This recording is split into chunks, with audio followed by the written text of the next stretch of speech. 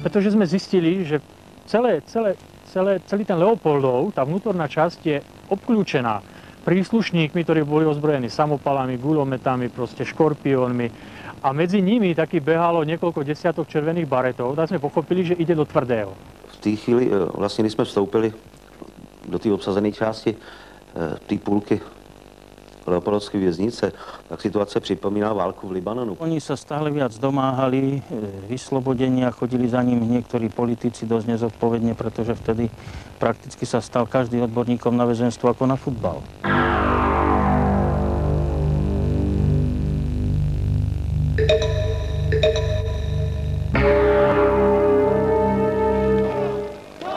Krátce po listopadové revoluci se projevila touha Slováků po sebeurčení a na půdě federálního shromáždění se rozhořela bitva o pomlčku. Spor provázely vášnivé debaty poslanců i veřejnosti. Začal dlouho očekávaný návrat dramatika Václava Havla na česká jeviště. Realistické divadlo uvedlo jeho hru Asanace, která je o devastaci hodnot a permanentní manipulaci. V hotelu Intercontinental byli rozlosováni soupeři Davis Cupu. Za nás nastoupili tenisoví reprezentanti Milan Schreiber a Petr Korda. Stovky kilometrů od Prahy a desítky od Bratislavy bylo jedno z nejtěžších vězení v tehdejším Československu. Leopoldov jako pevnost sloužila po celou dobu socialismu k výkonu trestu nejbrutálnějších pachatelů. Vystřídali se tam političtí vězni, násilníci i několikanásobní vrazi. Velkorysá amnestie prezidenta Havla z ledna roku 1990 propustila na svobodu stovky zločinců. Zatímco jinde občané oslavovali znovu nabitou svobodu, v této věznici se schylovalo k válce. Väčšina po Havlovej amnestii, ktorú som považoval ja ako odborník, by som povedal za neúnosne celoplošnú a mala zlú krv v tom, že dávala milosti aj ľuďom, ktorí si to evidentne nezaslúžili a ktorých vlastne, keď omilostil, alebo teda znížil im tresty, dostal do kontraverzie s inými, ktorých sa to nedotýkalo. Po tej novembrovej revolúcii sme žiadali, aby z Leopoldova boli odstránení všetci policajti, znamená príslušníci, ktorí celé tie roky terorizovali väzňov, mlátili, proste robili s nimi obrovské kšefty, obchody. A tak nám to bolo sľúbené určitými niektorými predstaviteľmi slovenskej vlády. Do Leopoldova prišiel predseda vlády Čič a tak ďalej, že tíhle bachári budú odstranení z Leopoldova. Samozrejme, že sa tak nestalo. Očekávání amnestie, která nepřichází, sliby. Navíc ti vládní představitelé tenkrát skutečně tam dojížděli, na to existuje řada svědectví a slibovali. Slibovalo se, že půjdou postupně na amnestii všichni domů a potom odjeli a zase se nic nedělo. Vtedy mnohí politici si uvedomili, že jednoducho nie je možné pustiť vrahov, násilníkov, lúpežníkov na slobodu. A dospelo sa k tomu, že jednoducho títo ľudia si tú amnestiu nedostanú. Že sa im skrátil trest do 1 rok, ale na hromadné kriminálne delikty sa nebude prihliadať ako na politické. No, situácia už v marci bola tak vyhrotená, že väzni bol nebezpečný voči personálu a voči dozorcom, že išlo vlastne o životy väzenskej justičnej stráže, o civilných zamestnancích ani nehovoriac. V polovině března napětí v Leopoldově gradovalo. Mezi vězni se rozkřikla informace, že prezident Havel dá každému individuální amnestii a odsouzení se začali dožadovat propuštění. Pro příslušníky vězeňské stráže bylo těžké udržet pořádek, protože z nejvyšších míst přišel zákaz používání střelných zbraní. Naproti tomu odsouzení si v nastálém chaosu bez problémů vyráběli mačety, nože, kopí a zápalné láhve. Niekto, kto mal zájem zvonku vyvolať túhle zbroju, tak začal pre tých väzňov donášať obrovské množstvo alkoholu, ktorý som videl na vlastné oči. Keď som večer chodil niekde po nejakých oddeleniach a izbách a tak ďalej, tak všade sa vyťahovali fľašky s alkoholom, s vínom, plné veľké sáčky s tabletkami, ktoré pravdepodobne oni donášali ze Slovakov farmy Hlohovec, ktorý bol proste kúsok od Leopoldova. Krabička vonku bola za bagatel, doniesol to odsúdenému, odsúdený robil zaňho, ešte by som povedal, zvýšil svoju normu a ešte robil za toho civila, len aby dostal tie lieky. Takto sa dostávali. Situácia sa natoľko vyhrocovala, že väzni postupne začali už od polovice marca. Najprv to začalo 28. februára 1990. Odmietli nastúpiť do práce niektoré oddiely. A A k ním sa pridávali ďalšie postupne a ďalšie, postupne vyháňali referentov režimu z oddelení s odôvodnením, že chcú, aby boli v bezpečí a že oni si poriadok udržia. A ten okupačný štrajk sa rozšíril v podstate na celú tú ubytovaciu časť väznice. 27. března trestanci obsadili většinu Leopoldovské věznice. Zmocnili se zásob potravin, našli léky, alkohol i benzín. Přestože byli agresivní pod vlivem alkoholu a drog, zástupci slovenské vlády se s nimi snažili vyjednávat.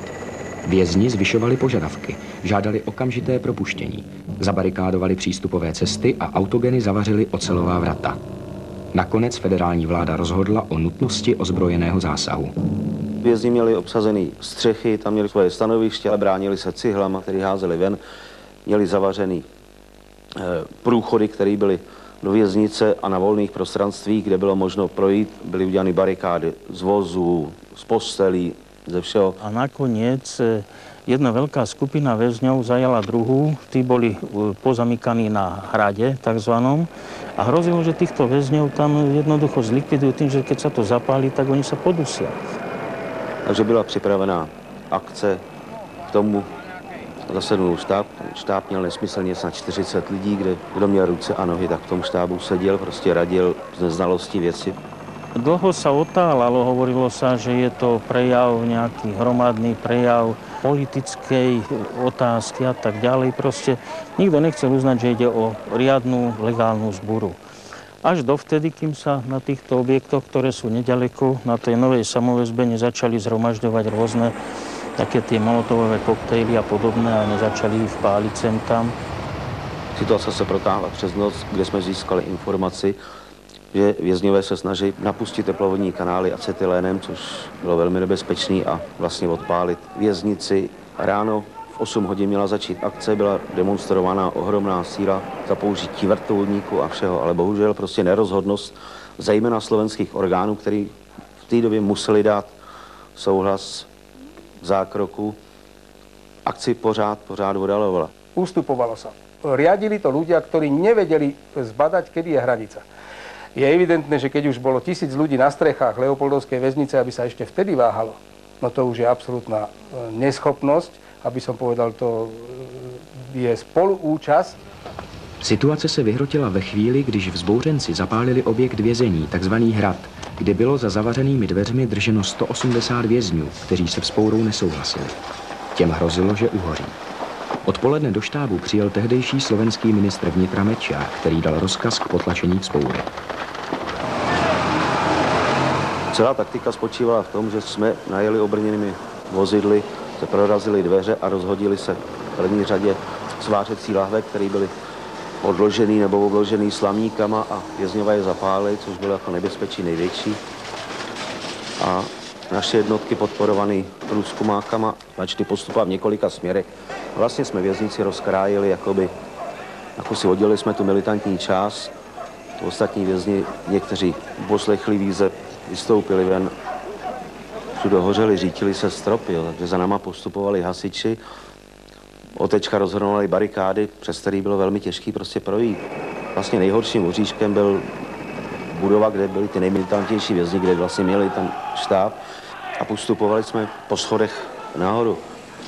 Ty, kteří nesouhlasili úplně se spourou, bez odporu se vzdali, nechali se spoutat a předvízt. Horší byla situace tím organizátorům spoury, kteří se teda bránili zuby nehty.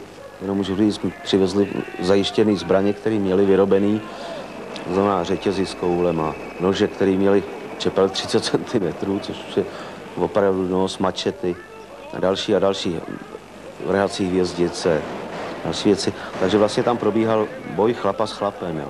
Dobře, třeba uvědomit si, že prostě jsme bojovali s chlapama, který měli před sebou, já nevím, 15-20 let kriminálu, některý prostě do životí. Bohužel prostě z té hlavní budovy vyběhlo 20-25 skutečně dobře odzbrojených sekirama, lopatama, nožema, mačetama, vězňů, který byl ochotný prakticky ke všemu. Jo. Takže nás zahnali zpátky k bariéře, jsme použili výstřely do vzduchu, nepomohlo ani to. Takže jsme použili, nebo museli použít střelbu do nohou. V té době bylo zraněno 5 nebo 6 vězňů, ale skutečně nejvyšší zranění bylo do úrovni nohou. Tím jsme útok odrazili. Podařilo se tam dostat zdravotníky a vězni ošetřit a vyvízt ven. S nasazením života dobylo 63 červených baretů, krytých 300 výsadkáři a příslušníky vězeňské stráže Leopoldovskou pevnost zpět. Během několika hodin přemohli 834 vězňů setrvávajících ve vzpouře. Jeden odsouzený při zásahu zemřel. Dalších 29 bylo zraněných, hlavně po zásahu brokovnicí. Většina pevnosti lehla popelem. Škoda byla vyčíslena na 100 miliony korun. Prečo Leopoldov musel zhoreť? Napadlo mňa osobne, musel zhoreť z toho dôvodu, aby sa zničili veškeré stopy, veškeré písomné dokumenty, ktoré na tých pracoviskách existovali. Tam sa totiž celé roky, celé tie 10 ročia robili obrovské kšefty, obchody medzi väzňami a medzi príslušníkmi. Tam boli pracoviská, ako bolo napríklad pracovisko Livelis, kde sa šili košele, rukavice, spacáky, prikrývky na spaní, stany a tak dále. A ty lesty sa v obrovských množstvách príslušníkmi vynášali ven a oni si to venku predávali a samozřejmě z toho žili. Především mám pocit, že už samotné to doutnání té vzpoury a vždycky jakési uvolnění toho přetlakového ventilu a následné mírné sklidnění a pak zase tedy znovu nějaké to polínko, kterým se to znovu rozhořelo. Mně to připadá, že to všechno bylo uměle živeno. V té době bylo špatně vězňům vysvětleno, jak velkorysá byla amnestie prezidenta republiky. Ale nemohla v žádném případě pustit na svobodu prostě žádný trojnásobný vrahy. Předpokládám, že i svoji roli sehrálo propojení bachařů nebo tenkrát příslušníků vězeňské služby s některými vězni. Jo. Bola to tragédia v histórii slovenského väzenstva, znamenala veľké materiálne škody. Na druhej strane nepomohla ani väzenstvu, ani štátu a dokonca ani väzňom. Treba povedať, že vo vtedajšom Československu sa všeličo čakalo.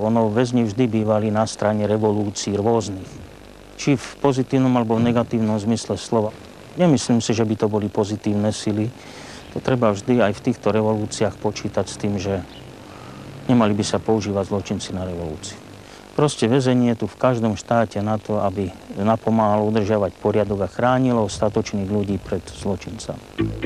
Bylo navrženo, aby byla věznice zcela zrušena, srovnána se zemí a na jejím místě vzniklo muzeum. Nakonec, i když těžce poškozená, fungovala pevnost jako vězení dál. Zprávy o největší vzpouře vězňů v Evropě z jara roku 1990 postupně zanikly v porevoluční záplavě nových událostí rodící se demokracie. To zapomenuté slovo Leopoldov bylo v hrůze vyřčeno opět o rok a půl později, když 7 trestanců proniklo za hradby vězení. Cestou na svobodu připravili o život 5 leopoldovských dozorců.